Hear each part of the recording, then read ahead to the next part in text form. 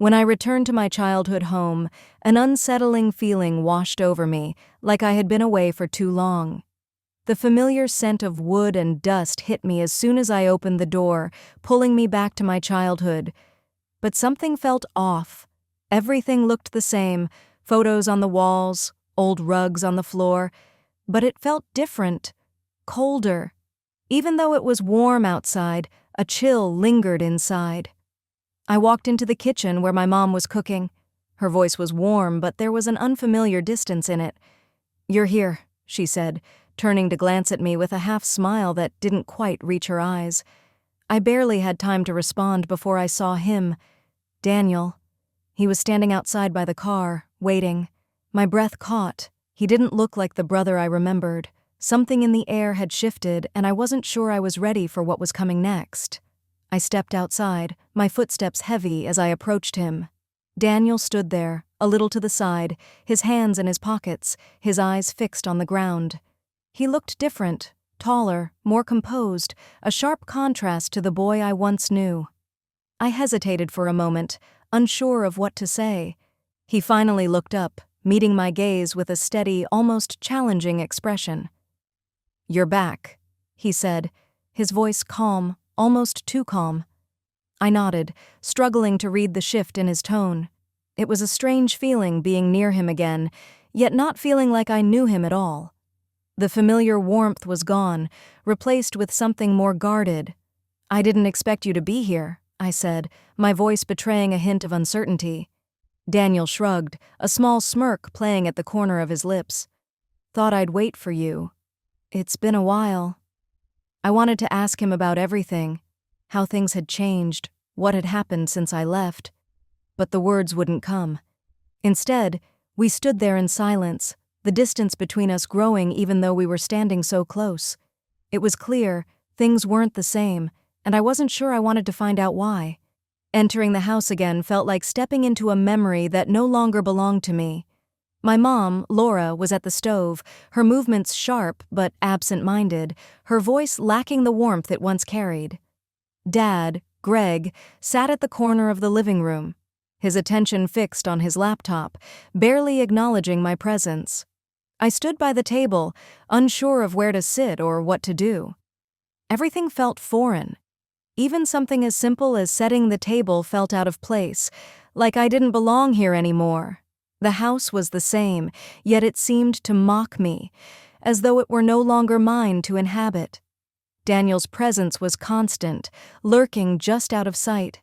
I could feel his eyes on me, like an invisible thread connecting us in a way that made my skin prickle. I tried to ignore it, focusing on my parents, but it was impossible to shake the feeling that something had shifted, not just between me and them, but between me and everything that used to feel like home. By evening, the unease had settled deeper inside me. The house was quieter than usual, and yet it felt like there were words hanging in the air, unspoken and pressing. My parents were in the living room, discussing something in hushed tones, but I couldn't catch what they were saying. I wandered around, restless, trying to avoid the growing tension that seemed to be suffocating the house. It was when I walked into the hallway that I noticed Daniel again. He was standing near the stairs, just staring at me from across the room, his gaze intense and searching. It made me uncomfortable. I couldn't understand why, but the way he was looking at me felt like he was waiting for something, like he knew something I didn't. He wasn't saying anything, but his silence spoke volumes. Every time I moved, I felt his eyes follow me, and I couldn't escape the feeling that something between us had changed in ways I couldn't quite grasp. I tried to push the thought away, but the weight of his presence in the house was becoming too much to ignore. The more I tried to convince myself that everything was fine, the more I realized that it wasn't. Not anymore. The next morning, Daniel asked if I wanted to walk with him to the local park. It was a quiet, gray morning, and I hesitated, not sure if I was ready to face whatever was happening between us. But I didn't have an excuse, so I agreed, and we walked side by side, our footsteps the only sound in the stillness. We walked in silence for a while, the air between us thick with things unsaid. Then, suddenly, Daniel broke the silence. "You always were a kind of example for me," he said, his voice steady but filled with something I couldn't place. "I always looked up to you, but you were always so far away, like I couldn't reach you, like you were untouchable." His words hung in the air, and for a moment I was speechless. I had no idea how to respond. I'd never thought of myself as anything like that, not to him. He was my brother, my family. How could I have been untouchable to him? I looked at him, trying to make sense of the emotions swirling in his eyes. "What do you mean?" I finally asked, my voice shaky. Daniel glanced at me, his face unreadable. "I don't know," he muttered. "Maybe it's just how things turned out. But when you left, I felt like something broke between us. Like you were always meant to be somewhere else and I was just left here, watching." His words were like a punch in the gut, unexpected and heavy. I had no idea how to process what he was saying. Part of me wanted to brush it off, to tell him that nothing had changed, that things were fine. But deep down, I knew something was different. Something was shifting, and I didn't know if I could stop it. Later that evening, after dinner, I noticed how Daniel's presence was more pronounced than ever. He was always nearby, his movements slow and deliberate, his eyes always on me. It wasn't obvious at first, just little things, like him sitting a little closer than usual or lingering when he could have walked away. But as the evening wore on, I couldn't ignore it anymore. At one point, I was in the living room, trying to focus on something, anything, to distract myself from the growing unease. Daniel appeared in the doorway, his eyes fixed on me, and for a moment, neither of us moved. He seemed to be waiting for me to say something, to react, but I was frozen. It was a strange feeling, this pull, this pressure between us. His attention on me was so intense it was almost suffocating. I could feel the weight of his gaze, the way his focus shifted, subtly but unmistakably, from casual to something more. My heart began to race as I realized what was happening. He was getting closer, not just physically, but in a way that made everything inside me feel off balance. I tried to focus on something else, on the hum of the TV, the quiet chatter of my parents. But it was impossible. My thoughts kept circling back to him. The space between us felt small, but the distance in my mind was vast. I wasn't sure what was happening, but I knew one thing for sure. I couldn't ignore it anymore. Something had changed, and I was no longer sure where it was going, or if I even wanted to find out. That night, everything I had been trying to avoid came crashing down. The house was quieter than usual, but the silence was heavy, charged with tension. I sat in the living room pretending to read, but every page blurred in front of my eyes.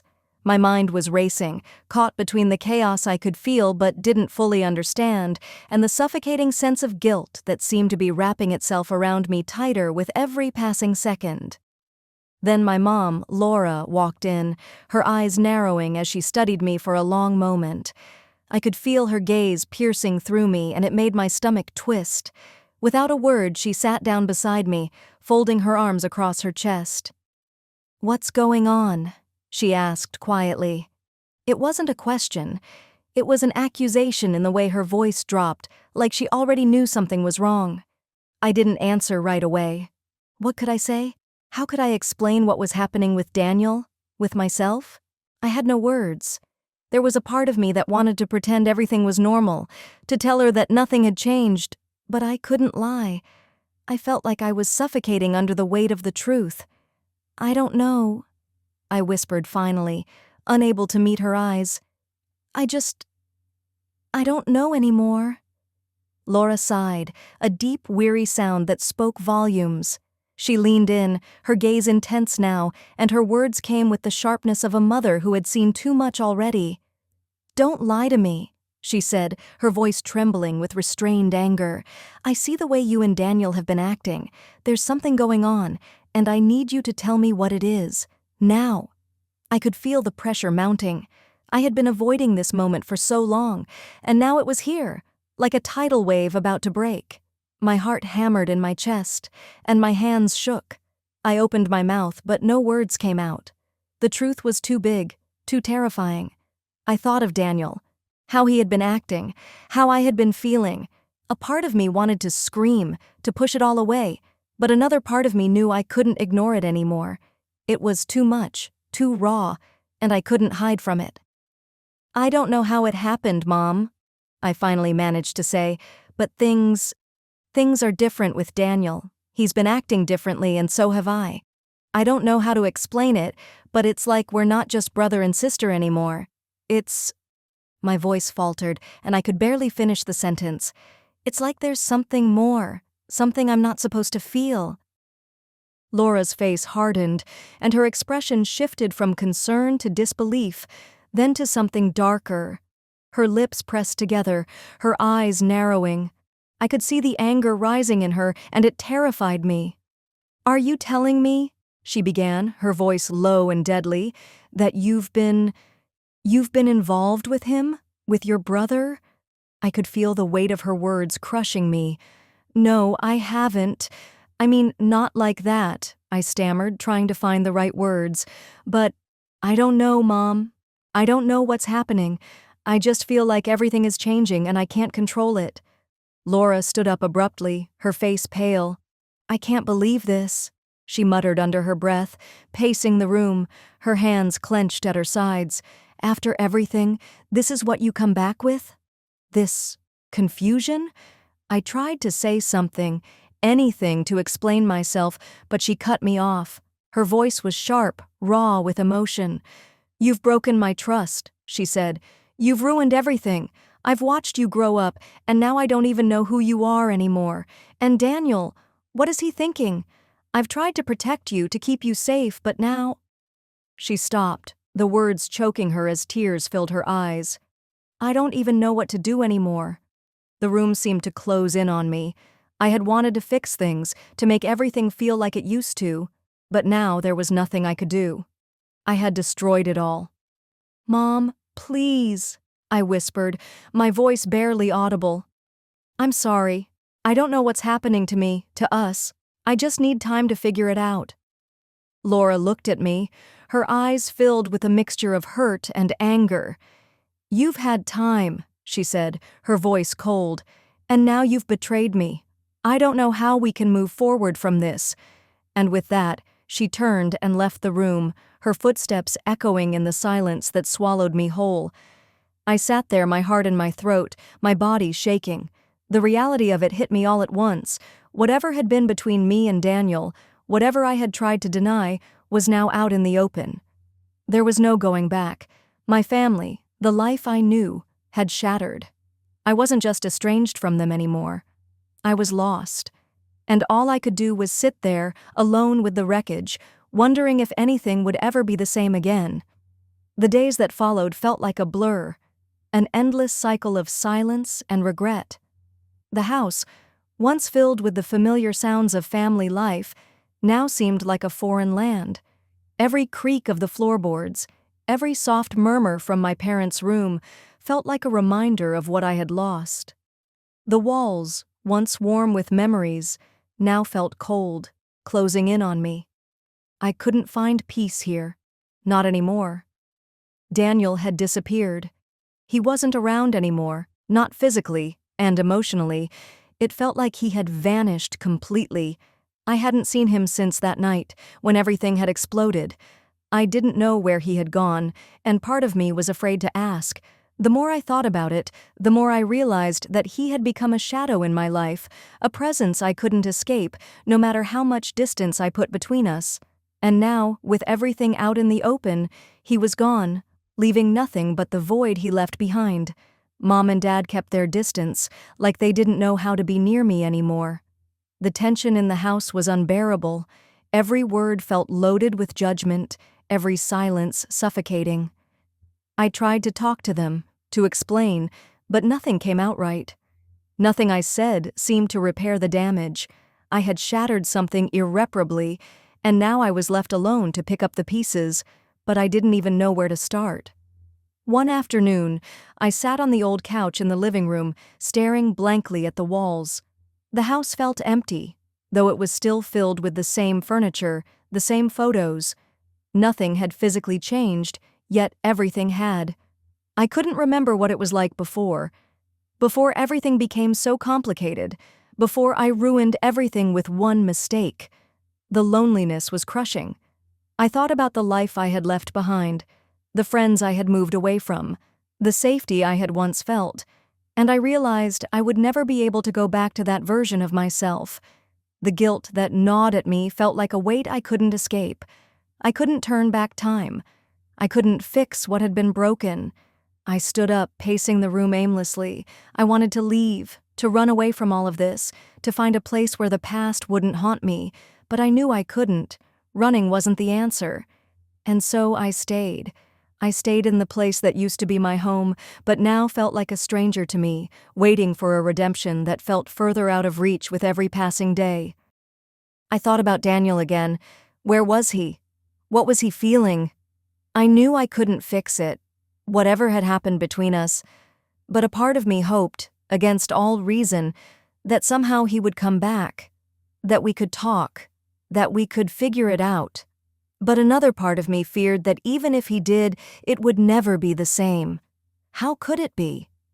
In the end, I realized something that twisted my insides. I didn't just feel lost in the house or in the relationships around me. I felt lost inside myself. I had no answers, no way to make it right. I could only sit there, alone with the fragments of my life, wondering if anything, or anyone, could ever make me feel whole again. But the truth was that I wasn't sure I could ever return to the person I used to be. I wasn't sure anything could ever be the same, and maybe that was the hardest truth of all. Weeks passed, and though the calendar moved forward, I felt like I was stuck in the same moment, unable to move past the wreckage of everything that had happened. The days blurred into one another, and each one felt like it was heavier than the last. I avoided my parents, not because I didn't want to talk to them, but because I couldn't bear to see the disappointment in their eyes. Every word they said to me felt like a judgment, every glance like a reminder that I had ruined everything. The house, once a place of warmth and comfort, now felt like a prison. I stayed in my room most of the time, only coming out when I absolutely had to. I had no desire to be around anyone. The silence weighed on me, wrapping itself around me like a heavy, suffocating blanket. Then, one evening, just as the sun was setting, the doorbell rang. I wasn't expecting anyone, and the sudden sound startled me. I slowly made my way to the door, my heart beating faster than usual. When I opened it, I didn't know what I was expecting, but I definitely didn't expect to see Daniel standing there, his expression unreadable. For a moment, neither of us spoke. He stood there, just as distant as he had been before, but there was something different in his eyes, something broken, just like me. "I needed to see you," he said finally, his voice low. I couldn't find the words. All I could do was nod, stepping aside to let him in.